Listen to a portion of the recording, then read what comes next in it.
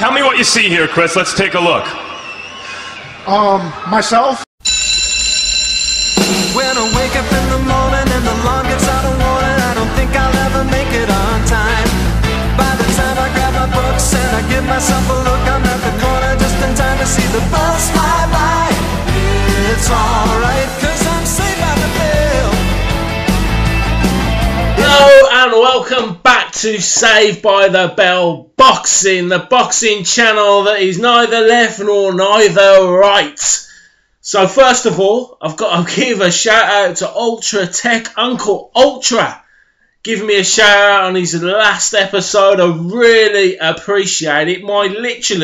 My subscribers went up like 600%. That puts a little bit of pressure on me. Before I was just doing what I felt like I should do. Maybe I'm accountable now. I'm a little bit accountable. I'm going to get haters and lovers and wherever you want to be, hate or love, it's all good on this channel. So thanks to Uncle Ultra. If Uncle Ultra is over here and like Addy is here and Hatman is here, I kind of thought I want to be sort of down the middle. So I don't really know how that's going to work out, but I'll do my best. So thank you for dropping by. So the day after, the night before, Anthony Crolla versus Vasyl Lomachenko.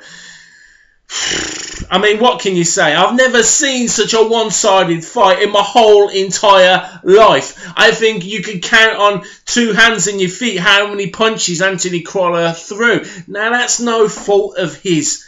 Vasyl Lomachenko is very special. I could literally watch his fights and just watch his feet.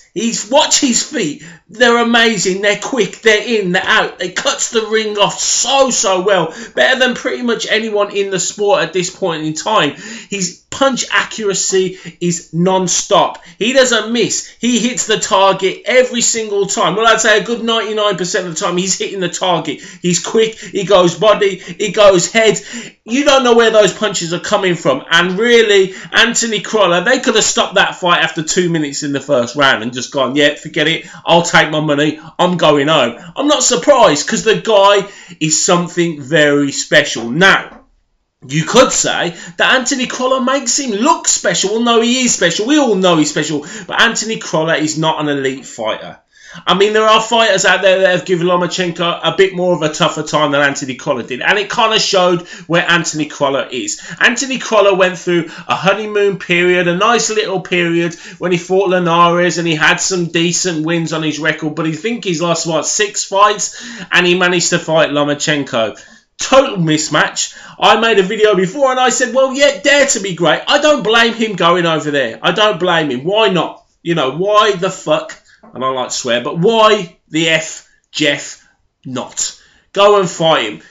But he only gets $300,000. Now, to me, I'd fight Lomachenko for 300 grand. I'd get my head beaten up for 300 grand. I think Lomachenko was getting $1.5 plus. So he did all right out of the bargain, to be fair, because that's the easiest night work he's going to have in his whole boxing career. But Crolla took £300,000. Dared to be great, as we like to use this nowadays. And he dared to be great, but failed dismally. Dismally. Got completely outboxed. I've never seen such a one-sided fight in my life. It was absolutely unbelievable. And you knew within, as I said, within the first 2 minutes that this fight isn't going anywhere. He took shots. He didn't really know what to do. He was like a deer in the headlights. He didn't know. He didn't have an answer. Why didn't he have an answer? He didn't have an answer because he's just not good enough. He's not that good. You know, even better fighters than him have struggled. So what even thought in their mind that they could actually win this fight? I mean, I always wonder with a boxer when they're going into a fight like this, there's part of me that says a boxer will always go in believing that he can win. And that's a good thing. You have to believe you're going to win if you're going into a fight, whatever level. But when you're fighting someone like Lomachenko, do you honestly believe that you can win? Deep down inside, do you believe you can win? I'm not so sure about that. I don't think you do. I think maybe his coach has put into his head psychologically that you can win this fight, but even his coach is thinking not a chance. Now, I watched Joe Gallagher before the fight, and he was saying, yeah, Lomachenko will get beaten, whether it's by Anthony Crolla or not, but eventually he will get beaten. Basically saying that Anthony Crolla isn't going to beat Lomachenko, and you know it. Now, we don't know what happens behind the scenes. When this fight came up, did Joe Gallagher go, no, look, Anthony, I don't think you should take this, mate. I don't think it's a good idea. And Anthony Crolla said, well, no, it's my career. I want to fight him. I'm going to do it. Okay, Anthony, we'll do what you want, but I'm telling you now, we'll do our best. So we don't really know, but I'd imagine Joe Gallagher probably went, yeah, you can beat him. You can beat him, kid. You can beat him. Although he doesn't speak like that. Anywho, so where does Lomachenko... Oh, no, well, go back to Joe Gallagher. So I watched Ultra Tex, Uncle Ultra, my mentor, his video saying that the instruction from... I've got plaster on my face. I've been plastering today. His instructions from the corner were not great. Now, I can't really blame Joe Gallagher for that, to be honest. I can only blame Joe Gallagher for not putting in the towel earlier. He should have put in the towel after the standing count.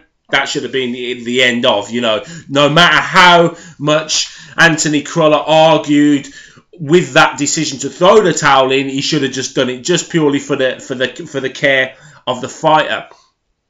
And Vasyl Lomachenko knew it was over. He knew it was done. He was just waiting. It was just punishment from the opening bell. But Joe Gallagher can tell his fighter, do this, which might be the correct thing to do. But if your fighter doesn't have the ability to follow those instructions or do what he's asking him to do, then there's kind of no point, so you're going to get criticised. Because literally, you could throw anyone in there and say, do this, but if you haven't got the ability to do it, how are you going to do it? It's just pretty simple, really. And how are you going to do it against Vasyl Lomachenko, one of the pound for pound, for me, probably the pound-for-pound fighter in the world of boxing. So, easy night's work for Vasyl Lomachenko. He'll go home, have a nice cup of tea, put his feet up, and get ready for his next fight. Now, who should he fight? Now, I want to see Mikey Garcia. I think that's a man that that is in that level, even after horrific defeat against Errol Spence. Which, I did think that Garcia could do it, but obviously I got shown up and he got battered. But he is a fighter that could give Lomachenko some problems and could beat him. I know that's going to be a bit controversial, but could beat him. You never know. He has a better chance than what we saw last night. The other name that was put out there was Luke Campbell.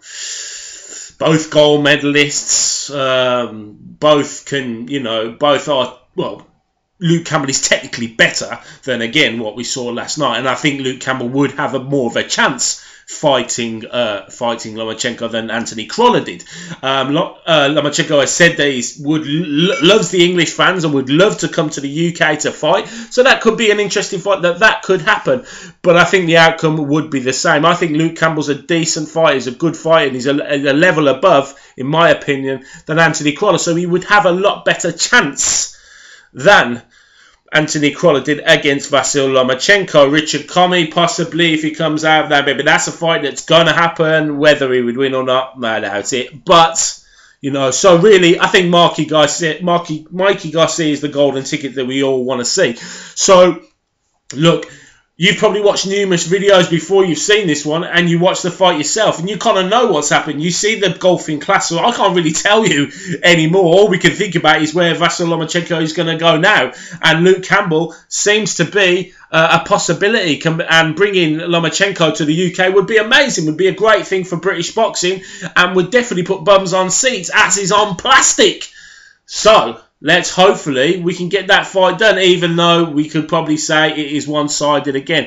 I think Mikey Garcia is the one that's going to give him his toughest test to date.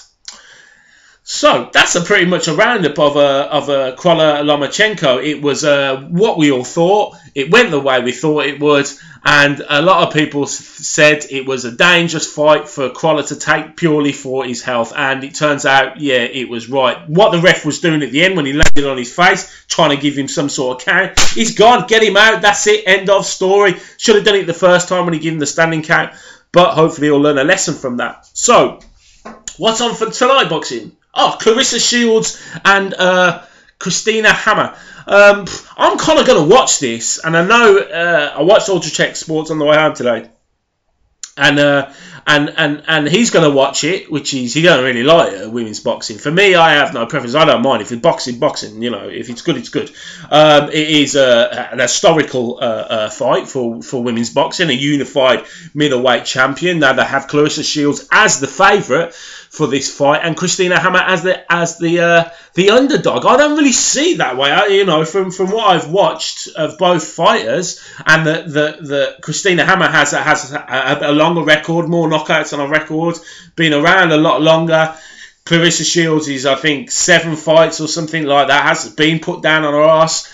I don't know where they're getting this from, but I probably don't know enough about both fighters. I mean, if you show me Showtime All Access, I watched a couple episodes of that. I mean, you can pretty much sell me any fight with that, because the way they do it is just fantastic. The way they chop it together and the voiceover, it always wins me over. And I'll always watch, if I watch that, whoever it is, I'll be watching the fight, because that really kind of hypes me up, and I'm kind of a hype junkie.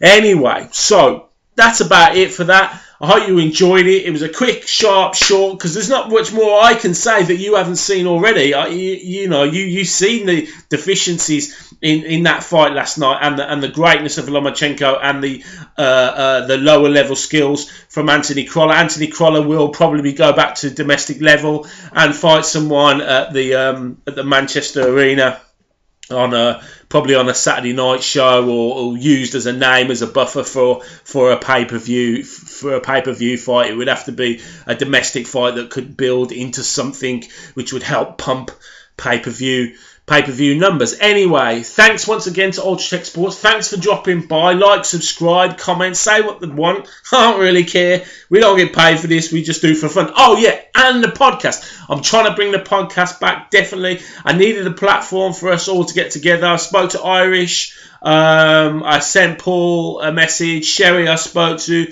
I haven't spoke to Jet yet. Hopefully we can kind of get it together. If it won't be this week, it'll be the week after, possibly before the Khan and Crawford fight, so we can talk about that and talk about what's happening next weekend, which is Allen and Brown in the O2, headlining the bill.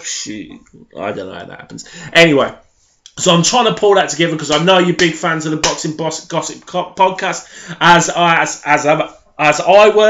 I am, and we're trying to get the crew back together, so hopefully that will happen soon. But stick with me, because I'm going to bring it to you the best I can. And once again, be careful out there, because it's like a jungle sometimes. When I wake up in the morning and the alarm gets out of warning, I don't think I'll ever make it on time.